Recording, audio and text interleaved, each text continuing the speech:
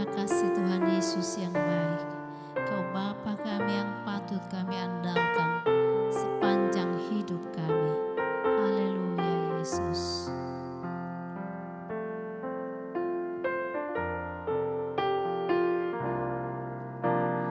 Tiada pernah ku ragukan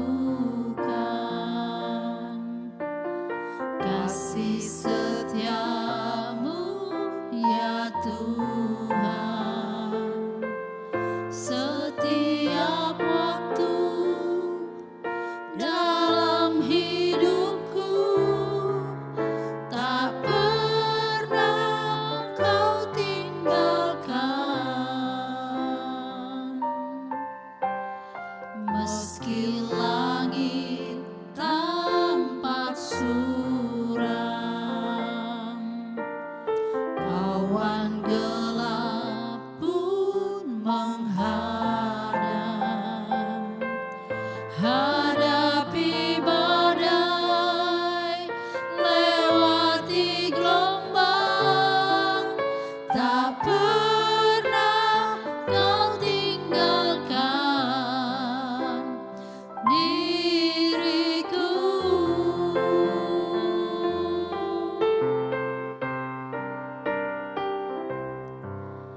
Walau seribu rebah di sisiku, kau tetaplah Allah penolongku. Walau 10.000 rebah di kananku, takkan ku goyah, sebab Yesus sertaku.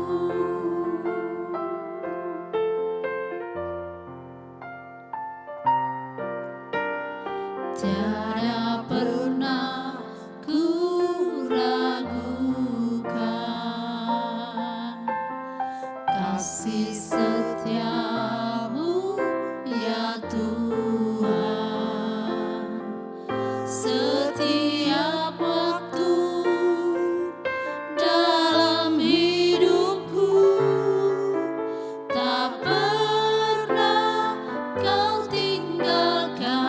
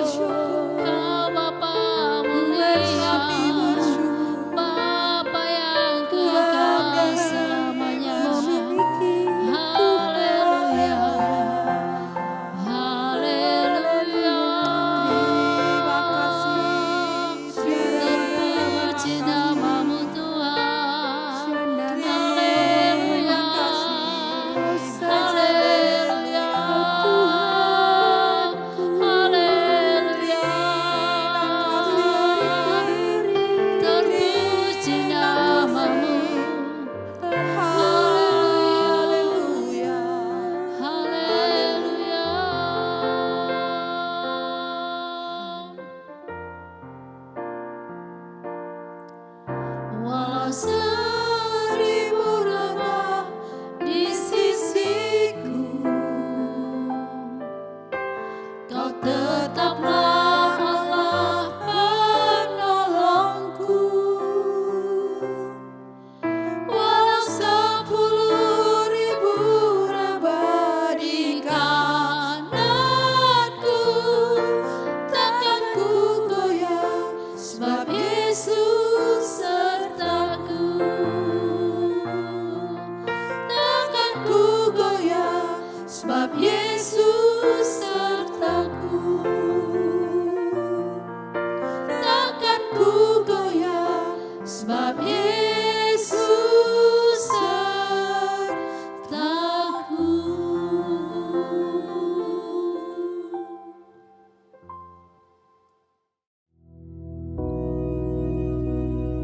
Bapa kami yang di surga, dikuduskanlah namamu, datanglah kerajaanmu, jadilah kehendak-Mu di bumi seperti di surga. Berikanlah kami pada hari ini makanan kami yang secukupnya, dan ampunilah kami akan kesalahan kami, seperti kami juga mengampuni orang yang bersalah kepada kami. Dan janganlah membawa kami ke dalam pencobaan, tetapi lepaskanlah kami daripada yang jahat. Karena Engkaulah yang empunya kerajaan dan kuasa dan kemuliaan sampai selama-lamanya. Amin.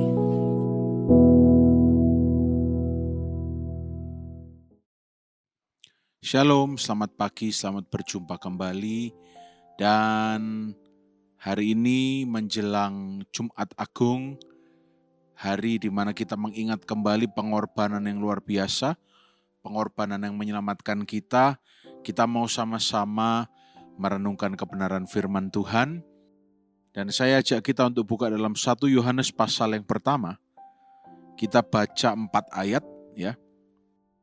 1 Yohanes pasal yang pertama kita baca ayat 7 sampai ayat yang ke-10. 1 Yohanes pasal yang pertama ayat yang ke-7 sampai ayat yang ke-10. Firman Tuhan berbunyi begini. Tetapi jika kita hidup di dalam terang, sama seperti Dia ada di dalam terang, maka kita beroleh persekutuan dengan yang lain. Dan darah Yesus anaknya itu menyucikan kita daripada segala dosa. Ayat 8, jika kita berkata bahwa kita tidak berdosa, maka kita menipu diri kita sendiri dan kebenaran tidak ada di dalam kita. Ayat 9, jika kita mengaku dosa kita, maka Ia adalah setia dan adil, sehingga Ia akan mengampuni segala dosa kita dan menyucikan kita dari segala kejahatan. Ayat 10, jika kita berkata bahwa kita tidak ada berbuat dosa, maka kita membuat Dia menjadi pendusta, di huruf besar ya, Dia menjadi pendusta, dan firman-Nya tidak ada di dalam kita. Nah, sampai di sini dulu pembacaan kita. Dari 4 ayat ini kita belajar bahwa manusia hidup, kita tahu bahwa hidup di dunia ini penuh dengan dosa, ya. Manusia hidup dalam segala pergumulannya, dalam segala perasaan yang berbagai macam dan seterusnya. Tetapi ayat 7 mengingatkan, jika kita hidup di dalam terang, sama seperti Dia ada di dalam terang, maka kita beroleh persekutuan seorang dengan yang lain. Dan darah Yesus, anaknya itu menyucikan kita daripada segala dosa. Ya, ayat 8, highlight-nya di sini. Jika kita berkata bahwa kita tidak berdosa, maka kita menipu diri kita sendiri, dan kebenaran tidak ada di dalam kita. Ayat 8 ini berbicara supaya kita sadar, kita bukan orang yang bisa membebaskan diri dari dosa. Tapi kita ini adalah orang-orang yang disucikan dari setiap dosa oleh darah Yesus. Oleh karena itu kita tidak perlu sampai berkata, "Yah, aku tidak berdosa." Sebetulnya itu juga tidak mungkin, ya. Dikatakan maka kita menipu diri kita sendiri dan kebenaran tidak ada di dalam kita. Ayat yang ke-9, jika kita mengaku dosa, maka ia adalah setia dan adil, sehingga ia akan mengampuni segala dosa kita dan menyucikan kita dari segala kejahatan. Masalahnya di sini yang sering kali kita hadapi, ketika kita sudah meminta ampun, ya, kita sudah baca prosedurnya itu adalah hidup di dalam terang, bersekutu dengan darah Yesus yang sudah menyucikan kita, ya. Kita mengaku dosa kita, Allah itu mengampuni dan menyucikan kita. Tapi masalahnya yang sering menjadi pembuat kita down, ya, yang membuat kita sering merasa bersalah, adalah kita merasa bahwa wah, jangan-jangan aku belum diampuni. Jangan-jangan ini buntut dari yang aku lakukan. Jangan-jangan wah, ini Tuhan menghukumku dan seterusnya. Sehingga seolah-olah kita hidup di dalam ketakutan, bukan di dalam kasih. Padahal firman Tuhan bilang di dalam kasih tidak ada ketakutan. Kasih yang sempurna melenyapkan ketakutan. Kalau kita mungkin berkata, ya ini pasti saya sedang dihukum Tuhan. Ini pasti saya sedang menerima ganjaran yang setimpal dari Tuhan. Saudara, kalau kita baca dari ayat firman Tuhan ini, cara main Tuhan gak seperti itu. Coba kita lihat ayat 9. Kita lihat ketika kita melakukan satu hal di ayat yang ke-9, yaitu confess our sins, kita mengakui dosa kita, maka Tuhan akan melakukan 4 hal. Ya. Yang pertama, He will be faithful to us. Dia setia. Saudara, arti kata setia ini dalam. Setia ini bukan hanya, ini ketika kata setia dikaitkan dengan pribadi Tuhan, ya. Setia ini bukan hanya ketika kita berbuat baik, dia berada di samping kita. Ketika kita berbuat jahat, kita dicampakkan. Enggak. Ketika kita berdosa pun, dia menanti kita untuk kembali dengan setia. Dia selalu ada. Ketika kita berbuat dosa, bukan dia yang menjauhkan diri dari kita.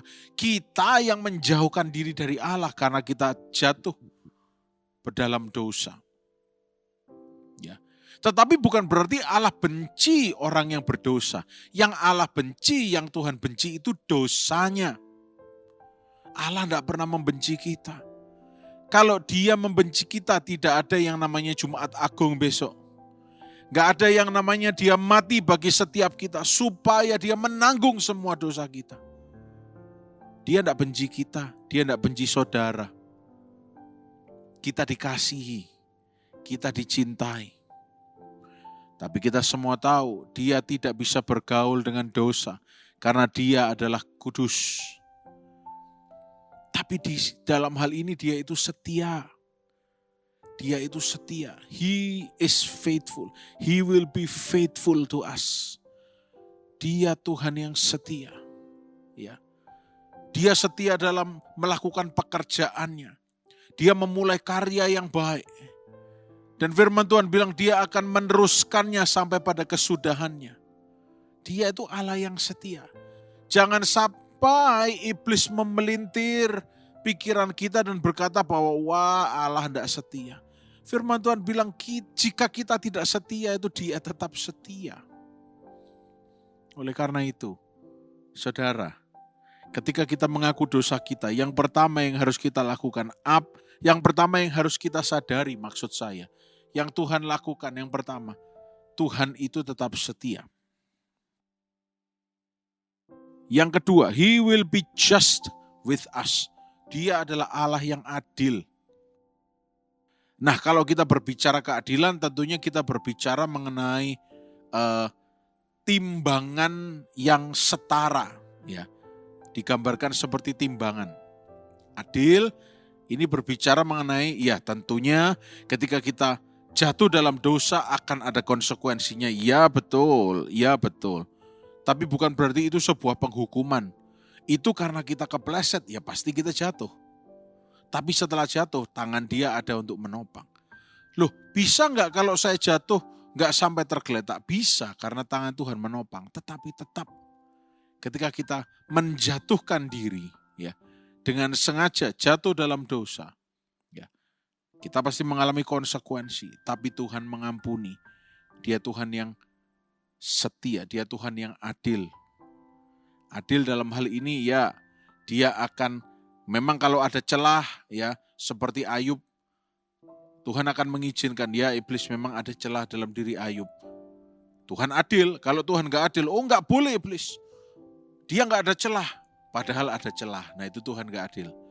Tapi karena Tuhan tahu, dalam bagian ini memang ada celah. Tapi Tuhan tetap kasih warning, jangan cabut nyawa Ayub. Artinya dalam keadilannya itu masih dalam wadah kasihnya. Kalau dia tidak adil, ya. Contohnya, kalau saudara punya 2 atau 3 anak. Yang bersalah anak yang pertama. Tapi anak yang kedua dan 3 yang saudara marahi. Nah, itu tidak adil. Karena yang bersalah yang pertama. Kecuali kalau bertiga ini bertengkar, saling bertengkar, baru Anda adili dengan adil. Ya, Anda beri peringatan, Anda beri nasihat. Kalau yang salah yang pertama, yang dimarahi, yang kedua dan ketiga itu enggak adil. Itu ketimpangan namanya. Ya. Tapi Allah kita Allah yang adil. Yang ketiga, yang akan Allah lakukan, He will forgive our sins. Ia akan mengampuni segala dosa kita. Camkan kata-kata ini. Ia akan mengampuni. Ketika kita meminta ampun, Tuhan itu mengampuni. Kalau perlu sekarang katakan sampai telinga saudara mendengar. Supaya saudara tidak hidup seperti orang dikejar-kejar rasa bersalah. Kalau saudara minta ampun, Tuhan itu saat itu juga mengampuni. Ia mengampuni. Dan pengampunannya itu, wah, luar biasa. Bukan hanya bernafaskan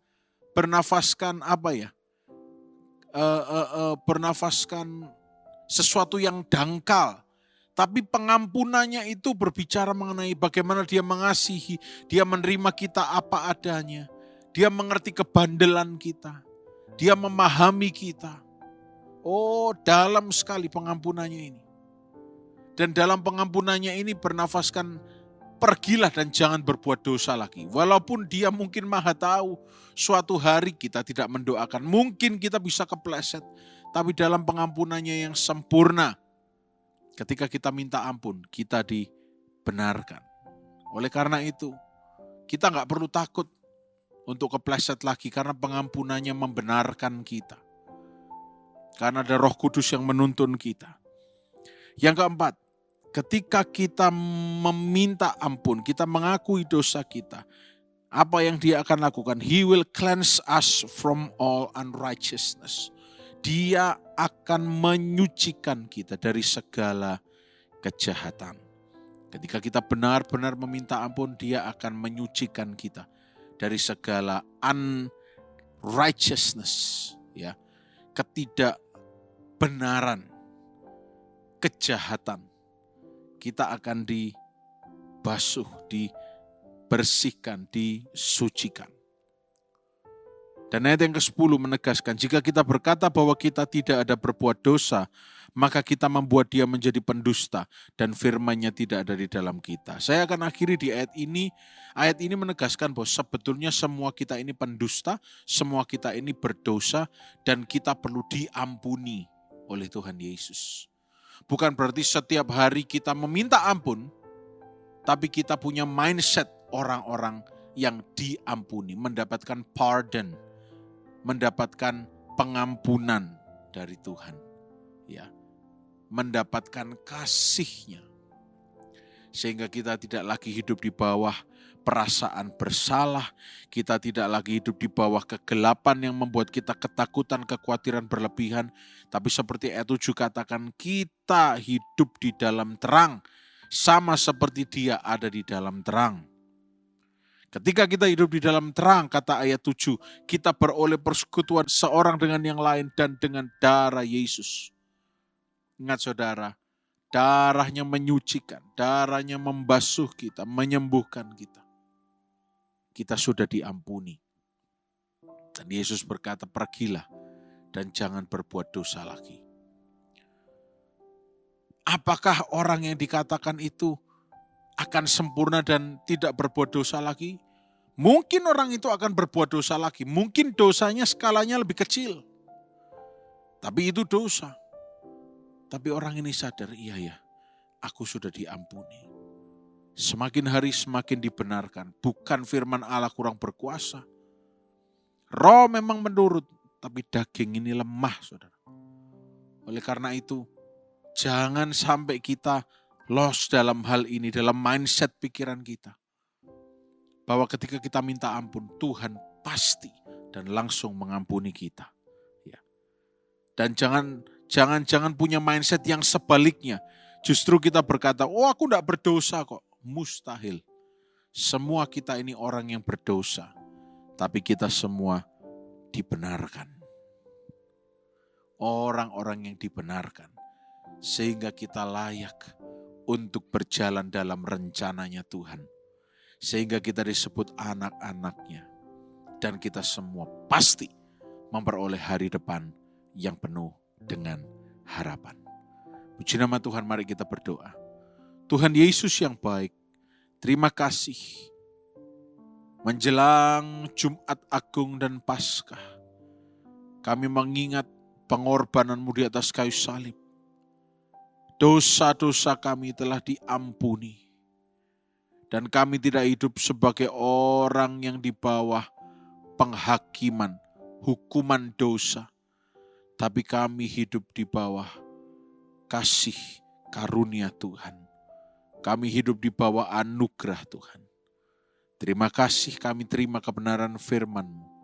Biar sepanjang hari ini kami semua sehat, diberkati dan dibungkus dengan darah Yesus. Dalam nama Tuhan Yesus Kristus. Haleluya. Amin. Selamat pagi, Tuhan Yesus memberkati.